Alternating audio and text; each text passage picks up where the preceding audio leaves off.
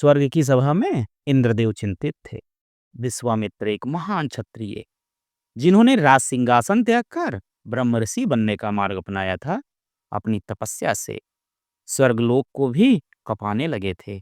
इंद्र जानते थे कि यदि यह तप सफल हुआ तो इंद्र के पद पर भी प्रतिस्पर्धा हो सकती है। तब उन्होंने अप्सरा मेनका को भेजा। मेनका, जो सौंदर्य और मोहिनी भाव की मूर्त थी, नीचे उतरी और हिमालय की कंदराओं में तप कर रहे विश्वामित्र के समीप पहुंची। वह अपनी सुंदरता से, अपनी कोमल हंसी और हेमवरणी देह से उनके तप को भंग करने में सफल हुई। एक अद्भुत मिलन हुआ जिसमें ना कोई छल था न आग्रह, केवल प्रकृति की स्वाभाविकता थी। किंतु जब मेनका का उद्देश्य पूर्ण हुआ, वह लौट गई और विश्वामित्र अपने तप के भंग से खिन्न वन को छोड़ चले गए। उस प्रेम की संतान, एक कन्या, हिमालय के तराई में उत्पन्न हुई थी। उसे उन दोनों ने एक सरोवर के किनारे छोड़ दिया। जब वह नवजात कन्या अकेली पड़ी थी, तब शकुन नामक पक्षियों ने उसे घेर लिया, उसकी रक्षा की। वे उसके चारों ओर चक्र बनाकर बैठे रहे, उसके शरीर पर गिरे पत्तों को हटाया, उसकी श्वासों पर अपने पंखों की छाया की। वहीं से आ रहे थे महान तपस्वी कणु ऋषि। उन्होंने ये दृश्य देखा और विस्मित हुए। यह बालिका जिसे पक्षियों ने सुरक्षित किया, निश्चित ही कोई दैवी संतान है, उन्होंने कहा। उन्होंने उसे अपनी आश्रम की कन्या बनाया और नाम दिया शकुंतला। शकुंतला ऋषि कणु के आश्रम में पली बढ़ी। उसकी आंखों में गहराइयां थी जो गंगा की तरह शांत और असीम थी। उसके होठों की मुस्कान कमल की पंखुड़ियों सी थी और उसकी चाल वनों में बहती नदी जैसी थी। वह फूलों से बात करती, वृक्षों से संवाद करती, हिरणों और खरगोशों के संग दौड़ लगाती। ऋषियों के पास वह शस्त्र सुनती, गौओं को दुलारती और जब तपस्वी ध्यान करते, उनके लिए अर्घ्य और भोजन तैयार करती। राजा दुष्यंत, हस्तिनापुर का वीर, आखेट के लिए वन में निकले। सिंहों और मृगों की खोज करते करते वह ऋषि कण्व के आश्रम पहुंचे। वहां उनकी दृष्टि पहली बार शकुंतला पर पड़ी। वह जल की कलश लेकर लौट रही थी। उसकी भुजाएं पसीने से नम थी, केस पीछे बंधे थे और माथे पर चंदन लगा था। राजा विस्मित हुआ। कौन है यह? यह तो स्वर्ग से उतरी कोई अप्सरा प्रतीत होती है। शकुंतला भी राजा को देखकर थोड़ी भयभीत हुई, फिर संयत हो मुस्काई। ऋषियों ने दोनों का परिचय कराया। राजा और शकुंतला के बीच दिन प्रतिदिन संवाद होने लगे। राजा उसे फूलों की माला लाकर देता, वह उसके लिए कंदमूल पकाती। दोनों की आंखें बोलती, दोनों के मौन मिलते। एक दिन वन की शांति के बीच ऋषिगण के गमन पर दोनों ने एकांत में अपने प्रेम को स्वीकार किया। हे शकुंतला, मैं तुम्हारे बिना नहीं रह सकता, राजा दुष्यंत ने कहा।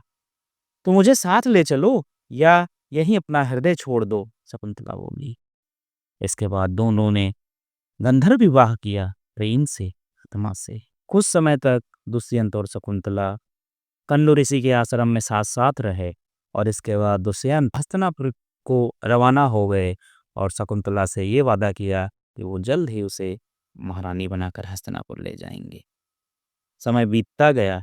एक दोपहर जब ऋषि दुर्वासा जैसे महान तपस्वी आश्रम पहुंचे, शकुंतला ध्यानमग्न थी। उसके मन में दुष्यंत की स्मृति थी।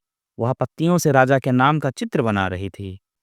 कन्या, ऋषि ने क्रोधित स्वर में कहा, क्या तू अतिथि का तिरस्कार करती है? शकुंतला चौंकी। महाराज क्षमा करें, मैं ध्यान में थी।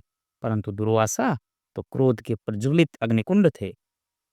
उन्होंने कहा, जिसे तू स्मरण कर रही है वही तुझे स्मरण नहीं करेगा जब तक कोई स्मृति उसे ना कराए।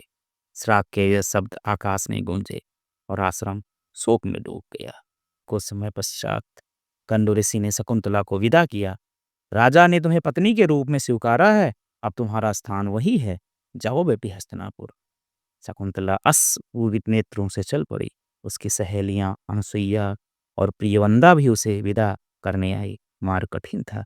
जंगल, नदियां और पर्वतों को पार करती हुई वह हस्तिनापुर पहुंची। परंतु वहां राजा दुष्यंत ने उसकी ओर देखा और कहा, कौन हो तुम देवी? शकुंतला स्तब्ध। क्या आप मुझे नहीं पहचानते? मैंने आपके साथ गंधर्व विवाह किया था। मुझे कोई स्मृति नहीं है।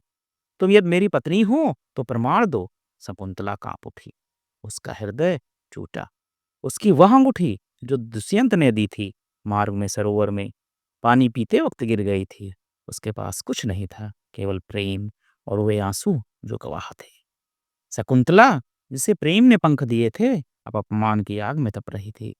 हस्तिनापुर के राजसभा से दरबार से वह अकेली अभिमान और पीड़ा के संग वापस लौट रही थी।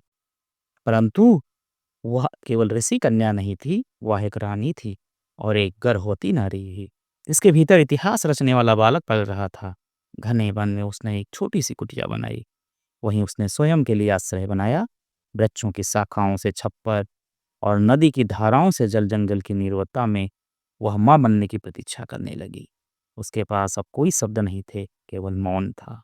वही मौन जिसमें राजा के प्रेम की प्रतिध्वनि थी और उसी मौन में अब उसके पुत्र की धड़कनें भी सुनाई देती थी। फिर एक शुभ संध्या, जब नभ रक्त वर्ण हो गया था, एक तेजस्वी बालक का जन्म हुआ।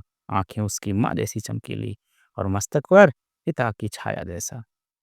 शकुंतला ने अपने पुत्र का नाम रखा भरत। यह बालक साधारण नहीं था।